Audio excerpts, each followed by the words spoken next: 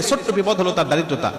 দারিদ্রতা হলো আমাদের জীবনে সবচেয়ে বড় বিপদ। আর নবীজি বলছে 70টির মধ্যে দারিদ্রতাই হলো ছোট্ট বিপদ। তার মানে আরো বড় বড় যত বিপদ আপদ বালা মুসিবত রয়েছে আল্লাহ সব বালা মুসিবত থেকে আমাদেরকে হেফাজত করবে। তার মানে আমি অসুস্থতা আছি, আপনি বিপদে আছেন, অসুস্থতায় আছেন, আল্লাহ পাক অসুস্থতাও আপনার দূর করে দিবে। আপনি বিপদে আছেন, এই দোয়াটি পাঠ করেন, আল্লাহ বিপদ থেকেও আপনাকে মুক্ত করে দিবে। আপনি দুশ্চিন্তায় আছেন, ডিপ্রেশনে আছেন, এই দোয়াটা পাঠ করেন, আল্লাহ দুশ্চিন্তা থেকেও আপনাকে মুক্তি দান করবে।